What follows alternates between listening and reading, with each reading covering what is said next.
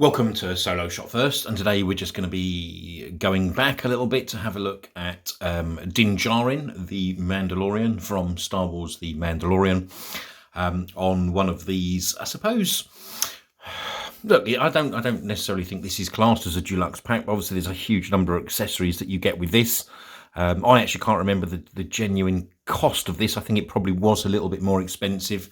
Maybe around about £19 as opposed to sort of the 15 that the or 16 that the sort of standard figures were. But it wasn't massively overpriced. Certainly not sort of priced up, I think, as some of those sort of deluxe packs that we've seen recently. But anyway, I digress. So this is the Din Djarin, the Mandalorian. First impressions, obviously, of the card back. You know, a very, very nice looking card back.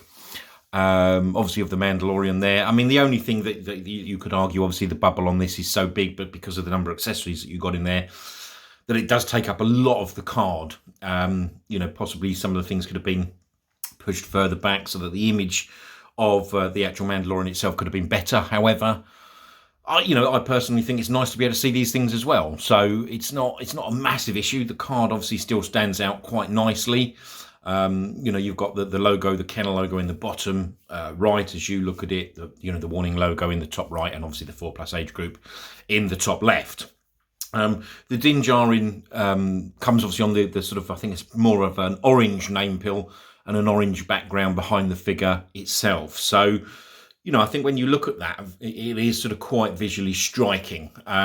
This was obviously going back a while, so this is obviously on one of the sort of the thinner cards, but I've had this in a box, so it sort of kept its shape relatively well. And one of the nice things I would say about this one as well is you do sort of have that throwback, really, I suppose, with the sort of the sticker on the front there on the plastic bubble, because that's not something that we've seen for a long, long time. Maybe really going back to character debuts, really, or special offers. So that's a nice touch, and a nice looking front of the card. So let's have a look at the back.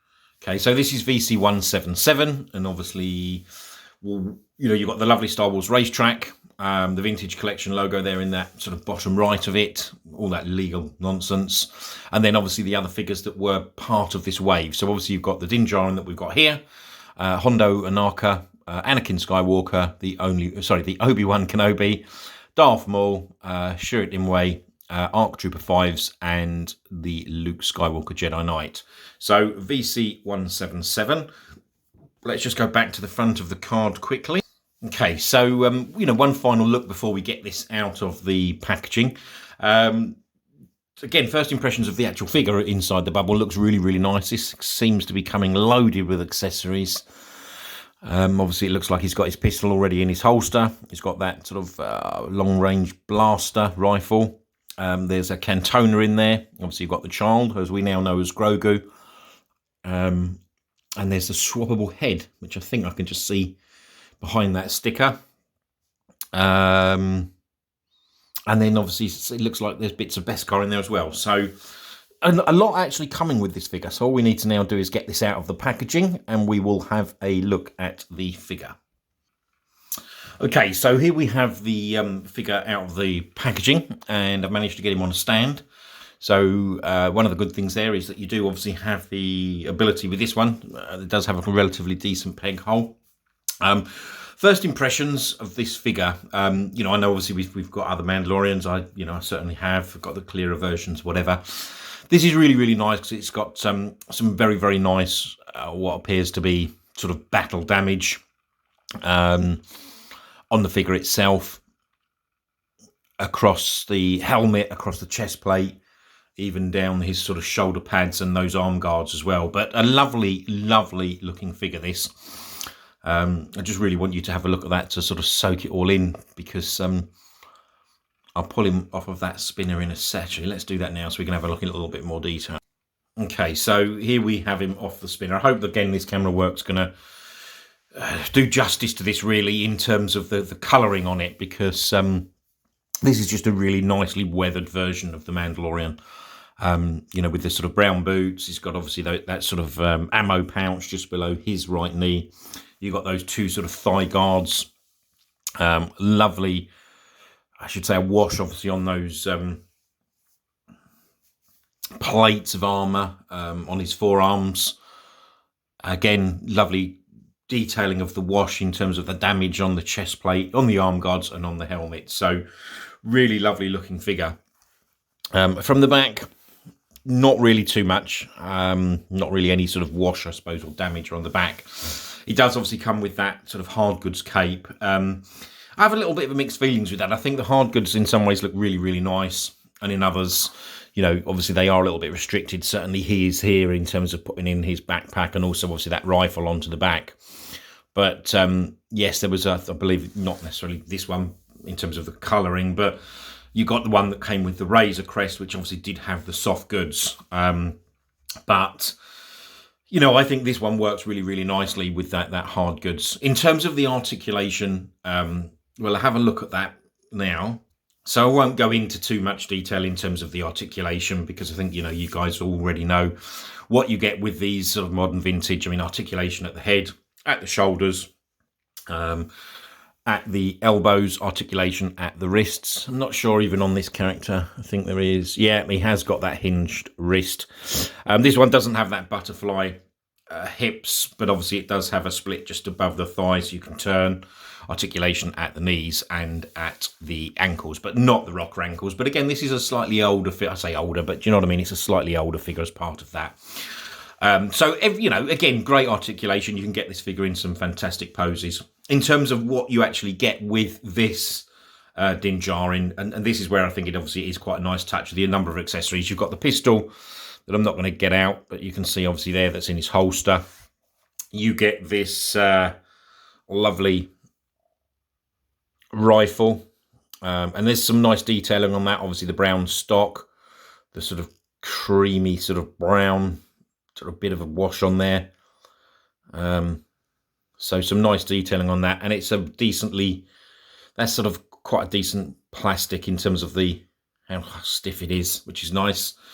You get the jetpack, obviously that just plugs into the back. Not too much detail on that, but it, you know, even in the series, it's not. It's that sort of quite plain silver. So some nice bits and pieces from a colouring perspective there. It does sort of pop out a little bit. The other thing that you do have, and I'll, I mean, obviously you get this. This is going to be a bit fiddly, but you get obviously they class it as the child. We now know it's baby Grogu, and he does obviously have movable arms. I think the one thing that is sort of quite apparent with this figure, though, those. Again, I mean, it can't be helped with a figure this size. Even this has articulation, but those arms can pop out. But lovely looking detail. I mean, you know, there's some real impressive detail gone into such a figure that is so small. Really is impressive.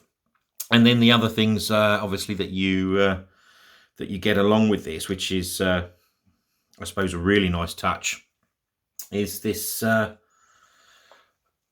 cantono. I've taken the lid off, but that simply just pops on there. I'll give you an idea. I'm not putting it all the way in. But, if you were going back to Wilro Hood from the Legacy Collection and Empire, then obviously the ice cream maker. But yeah, a nice cantono, so that's a nice touch.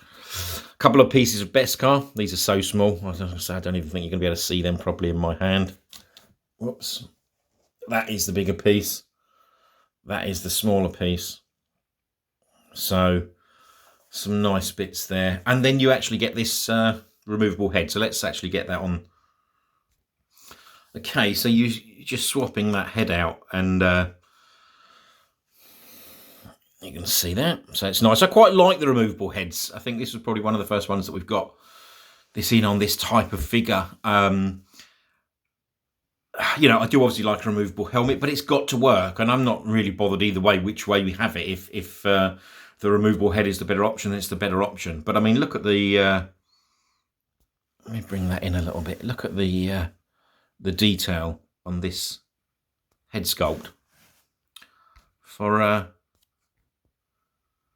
3.75 inch figure. That is absolutely fantastic.